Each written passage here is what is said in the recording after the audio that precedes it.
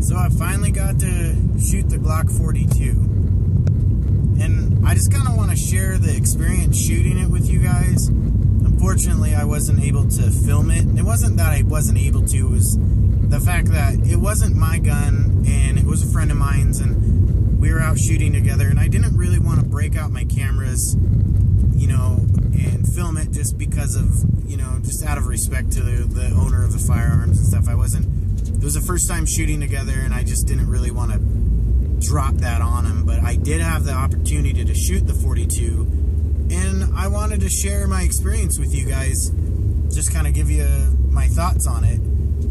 I know I did a video called The Glock 42 Can Suck It. It was just mainly to razz all the fatting over the Glock 42 and all the Glock lovers and Glock fans, and I just wanted to give a hard time. But, you know, realistically, I really did like the 42. It was a great little gun to shoot. One of the things that I liked a lot about it, being a former LCP owner, you know, comparatively, the Glock being a striker fire and the LCP being like a double action hammered gun, the Glock is a lot smoother and a lot easier to control than the LCP. Obviously, the Glock's trigger is a lot shorter, a lot crisper. The LCP's got this horrendously long trigger pull, long reset. The brake on it is like just back braking, you know. But with the 42, the trigger was exceptionally crisp and actually almost smooth. It wasn't necessarily gritty, even like its bigger counterparts, brothers and sisters, the Glock 17, the 21, the 19. You know, they all tend to have a pretty gritty trigger, kind of a sharp break in the trigger, but not bad. I mean, it's a striker fire. I mean, for what they are, it's great, better than most. But for the 42, I almost sincerely think that the 42's trigger is a lot crisper, smoother, and shorter in take-up and in reset than its bigger counterparts. It was uncanny. And I don't know if that's because it's a smaller frame and you're dealing with smaller parts, so that no matter how you try to work it, it's still a smaller distance to travel between the sear, the break of the sear, and then into the reset of the trigger. It was amazing. That's probably one of the biggest things about the 42 that I liked the most, was the trigger, especially compared to other Glocks. I was just shooting regular ball ammo, and I was shooting at 30 feet. Most handguns that I shoot that are, you know, designated for carry, in my opinion and in my definition of a carry gun, I generally practice at 30 feet. I don't ever try to take, you know, 50-yard or 30-yard shots with it, because it's just, that's not in a realistic situation. I just want to be able to have good or even great shot placement at less than 30 feet, no more than 30 feet. That's my safety zone.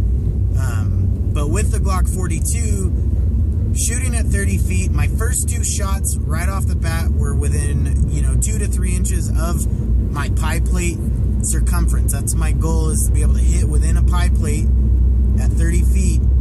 You know, that's my practice. I don't practice touching edges or, you know, keyholing or anything like that. But at 30 feet with it, my first two shots were, you know, 2 to 3 inches within, like, almost a dead bullseye with that target.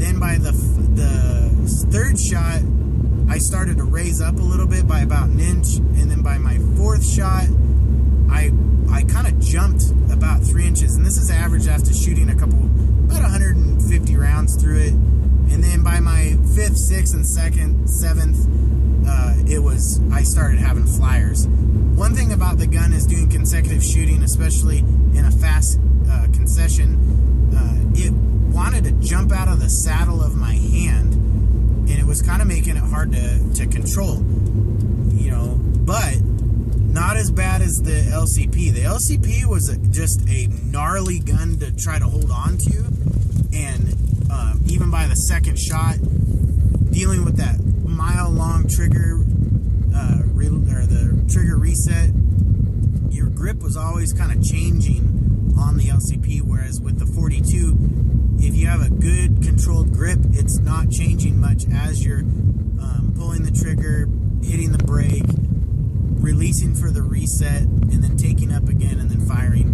And all in those steps, the 42 did really, really well. I really enjoyed shooting it. So, you know, I am a little bit of a fan of the Glock 42, and so I just kind of wanted to share that experience with you guys and just kind of talk about how it worked. Hopefully, maybe next time I'll be able to shoot it. My very good friend and I, we're planning on shooting some more together, and so hopefully I'll get to do that. I did get to shoot a couple other guns, HK P30, a FNX9, and I really enjoyed shooting those guns. I might talk about them a little bit if you guys are interested in hearing about my experience shooting them. But I just wanted to share that with you guys, so take care. Be safe.